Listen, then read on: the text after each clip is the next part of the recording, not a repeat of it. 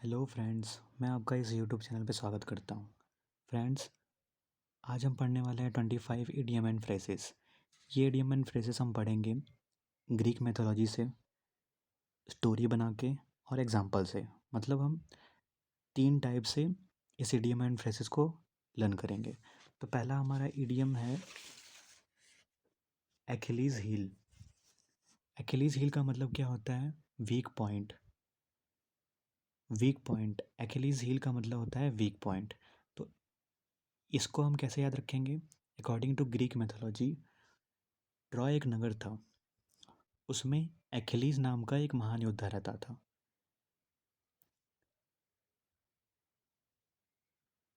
उसको कोई मार नहीं सकता था। उसके पूरे शरीर में कोई कहीं भी मारे वो नहीं मर सकता था। लेकिन उसका एक वीक पॉइंट था। वो क्या था? उसकी हील। उसकी जो हील थी, उसकी जो एड़ी थी, वो उसका वीक पॉइंट था। तो उस ट्रॉय नगर में उसके अपोनेंट, उसके जो इनेमी थे, उन्होंने एंट्री ली। मतलब वो ट्रॉय नगर में आए और उन्होंने युद्ध शुरू कर दिया। उन्होंने युद्ध शुरू किया और वो एखिलीज से युद्ध करते रहे। लेकिन एखिलीज जो था वो मरा नहीं। उनको बाद में पता चला कि एखिलीज का जो वीक पॉइंट है वो उसका हील है। तो लास्ट में क्या हुआ कि उन्होंने, जो उनके अपोनेंट थे, जो उनके इनेमी थे, उन्होंने लास्ट में उसके हील पे वार किया और एखिलीज जो था वो मर गया। तो एखिलीज का वीक पॉइंट क्या था? उसका हील था। तो एखिलीज हील, वीक पॉइंट, इसको हम ऐसे याद कर सकते हैं। नेक्स्ट है हमारा अ फूल्स पैराडाइज। तो फुल का मतलब क्या होता है? मूर्ख। और पैराडाइज का मतलब होता है हेवन। HEAVEN। पैराडाइज का मतलब होता है हेवन। तो अ फुल्स पैराडाइज का मतलब क्या हो जाएगा? Imaginary happiness. मतलब कोई ऐसा इंसान कोई ऐसा इंसान जो ये सोच रहा है कि वो हेवन में है, वो स्वर्ग में है। इसका मतलब वो मूर्ख हुआ। वो मूर्ख हुआ और वो जो इमेजिन कर रहा है वो क्या है? उसकी इमेजिनरी हैप उसकी इमेजिनरी हैप्पीनेस है। तो कोई इंसान जो ये सोच रहा है कि वो हेवन में है, इसका मतलब क्या है? वो मूर्ख है। और वो जो इमेजिन कर रहा है वो इमेजिनरी हैप्पीनेस है। तो अ फूल्स पैराडाइज मतलब imaginary happiness. A lame excuse. A lame excuse का मतलब क्या हो जाएगा? Unbelievable excuse. A lame excuse मतलब अनबिलीवेबल एक्सक्यूज़, झूठा बहाना। लैम का मतलब क्या होता है? लैम का मतलब होता है लंगड़ा। Apple of one's eye. Apple of one's eye का मतलब क्या हो जाएगा? वेरी डियर, बहुत प्यारा। हम किसी को भी बोल सकते हैं कि you are apple of my one's eye. ठीक है?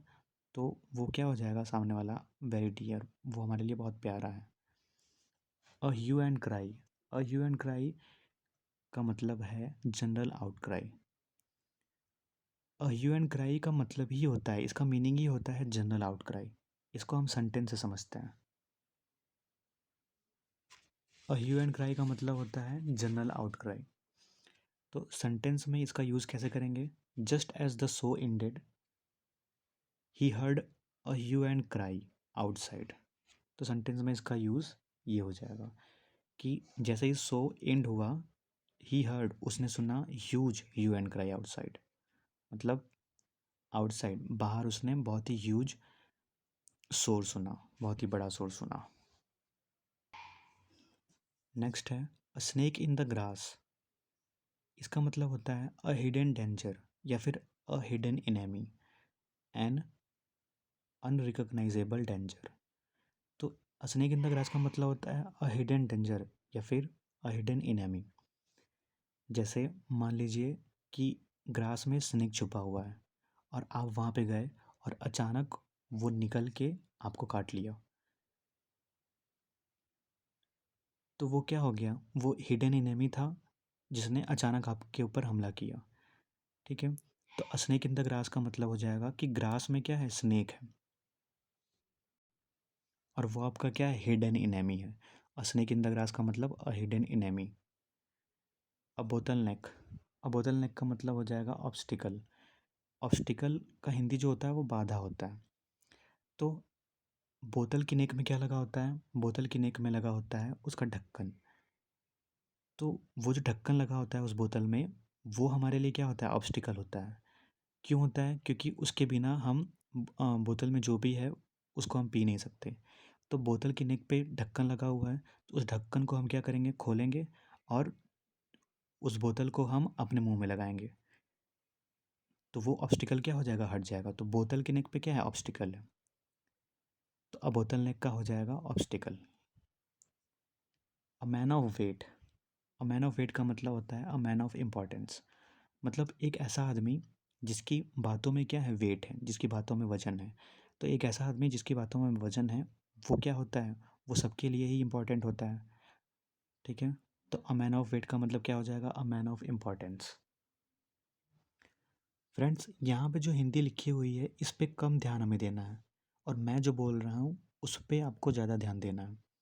यहाँ पे वैसे हिंदी को तो आपको ध्यान देना ही नहीं है, क्योंकि हमारे एग्ज़ाम में जो क्वेश्चन आते हैं वो इंग्लिश में आते हैं और हमें इंग्लिश में ही आंसर देना होता है। तो हमें हिंदी पे कम ध्यान देना है और इंग्लिश पे ज़्यादा ध्यान देना है।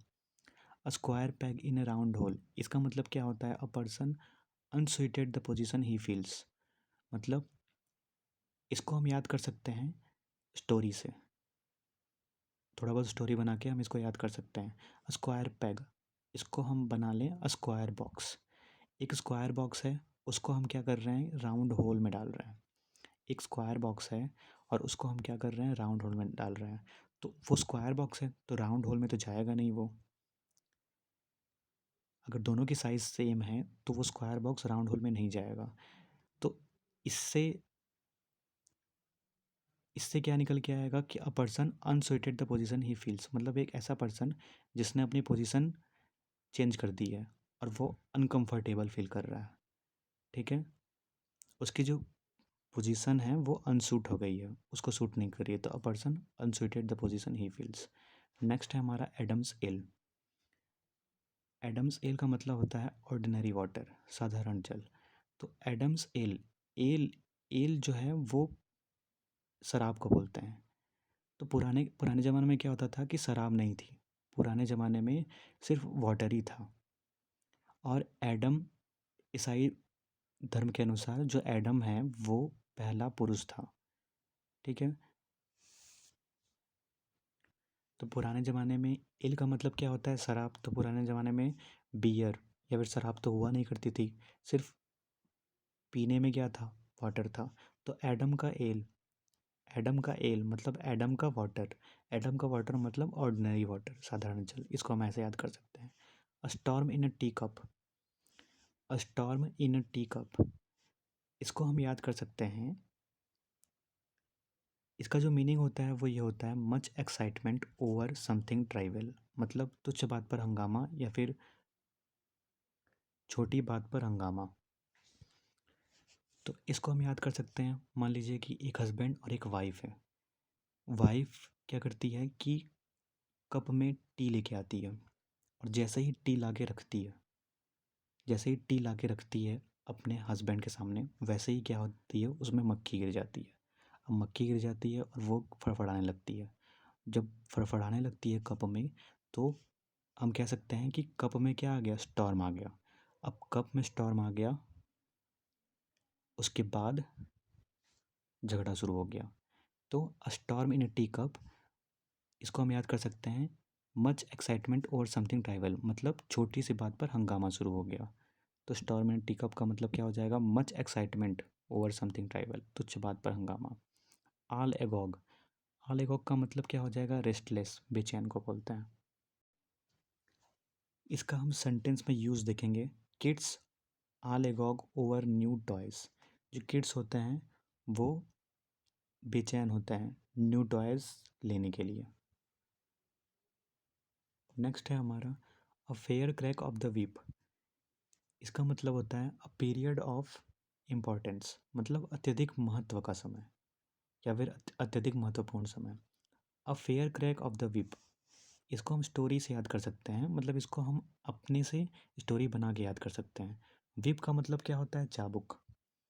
और क्रैक, मान लीजिए पुराने ज़माने में क्या होता था कि लोग चाबुक से मारते थे घोड़े को या फिर बैल को, चाबुक से मारते थे। तो चाबुक से मारते थे और इतना मारते थे कि वो क्रैक हो जाता था, वो चाबुक क्या हो जाता था, क्रैक हो जाता था। तो a fair crack of the whip का मतलब हो जाएगा अ पीरियड ऑफ इम्पोर्टेंस। तो वो जो समय था वो बहुत ही महत्व का समय था, मतलब उस समय चाबुक का बहुत ही ज़्यादा महत्व था। तो a fair crack of the week का मतलब क्या हो जाएगा, अ पीरियड ऑफ इम्पोर्टेंस, मतलब उस समय चाबुक का बहुत ही ज़्यादा महत्व था। इसको हम ऐसे याद कर सकते हैं। A close save, a close save का मतलब क्या हो जाएगा, अ नैरो स्केप। तो इसका मतलब, इसका हिंदी क्या होता है, बाल बाल बचना। तो अ क्लोज सेव, सेव का मतलब क्या हो गया, बचना, और क्लोज मतलब बाल बाल बचा है, तो क्लोज सेव का मतलब क्या हो जाएगा, a narrow escape. A pipe dream, a pipe dream का मतलब हो जाएगा एन इनप्रैक्टिकेबल प्लान, या फिर एन आइडिया और plan that is not practical और पॉसिबल। एक ऐसी आइडिया या फिर प्लान जो कि प्रैक्टिकल नहीं है और ना ही पॉसिबल है। इसका हम सेंटेंस में यूज़ देखेंगे। Many people still believe that travelling to Mars is just a pipe dream. इसका मतलब, इसका हिंदी हो जाएगा कि ज़्यादातर पीपल अभी भी, स्टिल अभी भी ये सोचते हैं, ये विश्वास करते हैं कि मार्स पे जाना, मार्स पे ट्रैवल करना अभी भी पाइप ड्रीम है, मतलब अभी भी पॉसिबल है। नेक्स्ट है हमारा a chip off the old block. इसका मतलब होता है characterization of one's ancestors resembling one's parents in habit. मतलब कैरेक्टराइजेशन में अपने एंसेस्टर की तरह है, कोई मतलब कोई भी कैरेक्टर में अपने एंसेस्टर की तरह है, अपने पूर्वज की तरह है, और अपने पेरेंट्स की आदत है उसमें, अपने पेरेंट्स की हैबिट है उसमें। इसको हम याद कर सकते हैं कि मान लीजिए कोई एक छोटा बच्चा है, ठीक है, और ब्लॉक को हम मान लें हेड। कोई एक छोटा बच्चा है जिसका जो हेड है वो ओल्ड है, जिसका हेड है वो ओल्ड है, मतलब कि कोई एक छोटा बच्चा है जिसका हेड है और उसमें ओल्ड चिप लगी हुई है, ओल्ड चिप लगी हुई है। कोई एक बच्चा है जिसके हेड में ओल्ड चिप लगी हुई है। तो ओल्ड चिप लगी हुई है, इसका मतलब क्या हुआ कि पूर्वजों की जो भी आदत है वो उसके अंदर है। ओल्ड चिप का मतलब क्या हुआ, जो भी काम करता है अपने पूर्वजों की तरह ही करता है। तो chip off the old block, तो कोई इंसान जो आदत में या स्वभाव में अपने माता पिता या फिर पूर्वजों के समान है, उसको हम बोलेंगे अ chip off the old block. A ladies man, a ladies man का मतलब हो जाएगा a man who is fond of the company of woman. तो स्त्रियों की जिस संगत पसंद करता है वो आदमी। अ टाल ऑर्डर, अ टाल ऑर्डर का मतलब हो जाएगा a task difficult to perform. इसको हम याद कर सकते हैं कि मान लीजिए एक आदमी है, वो एक दिन में 200 साड़ी बनाता है। अब उसको ऑर्डर मिल गया एक दिन में 500 साड़ी बनाने का, तो वो उसके लिए क्या है, वो उसके लिए जो ऑर्डर है वो बहुत ही टाल ऑर्डर है, मतलब बहुत ही बड़ा ऑर्डर है, और उसके लिए वो कर पाना डिफ़िकल्ट है।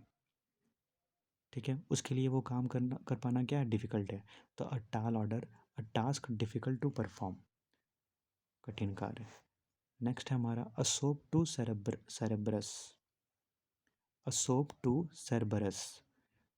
इसका मतलब होता है ransom to an enemy. Ransom का मतलब क्या होता है, फिरौती, जो घूस दी जाती है उसको बोलते हैं। तो सेरेब्रस क्या होता है, सेरेब्रस जो था अकॉर्डिंग टू ग्रीक मैथोलॉजी वो 3 सिर वाला कुत्ता था। वो क्या करता था, जो मृत आत्मा थी उनके लोक की रखवाली करता था। और ये जो सोप का मतलब, ये जो सोप लिखा है इसका मतलब होता है केक का टुकड़ा। तो जो रोमन निवासी थे वो क्या करते थे कि मतलब जो भी मर जाते थे उनके हाथ में केक का टुकड़ा रखते थे, और वो ऐसा मानते थे कि ये केक का टुकड़ा, वो जो कुत्ता है, वो जो सरबरस है, वो इसको ले लेगा, वो इसको ले लेगा और इस आत्मा को उनके लोक में जाने देगा। ठीक है, इस आत्मा को उनके लोक में जाने देगा, मृत आत्माओं के लोक में। तो ये जो सोप था ना, ये जो केक का टुकड़ा, वो उसके लिए क्या था, रैंसम था, फिरौती थी, घूस थी।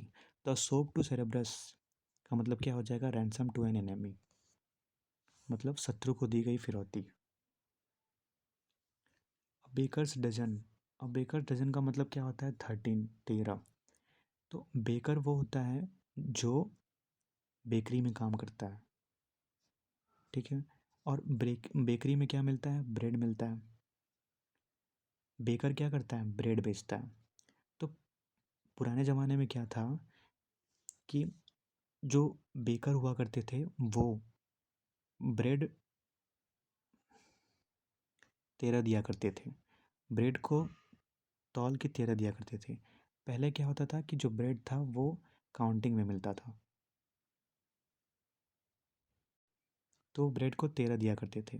वो इसलिए दिया करते थे क्योंकि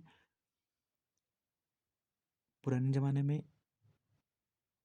ऐसा नियम था कि जो भी बेकर, जो भी दुकानदार कम तौलेगा उसके हाथ काट दिया करते थे, ठीक है। तो इसलिए वो क्या करते थे कि एक एक्स्ट्रा देते थे, एक वो तौलते थे ब्रेड को और एक एक्स्ट्रा देते थे ताकि कम ना हो। इसीलिए अब बेकर्स डजन का मतलब हो जाएगा 13, संख्या में 13। At one's beck and call. Next हमारा at one's beck and call. इसका मतलब क्या होता है? To be always at one's service, मतलब किसी की सेवा में तत्पर रहना उसको बोलते हैं। तो ये जो बैक है ना, BECK, ये शॉर्ट फॉर्म है किसका? बैकन का, BECKON। इसका मतलब होता है इशारे से या संकेत से बुलाना।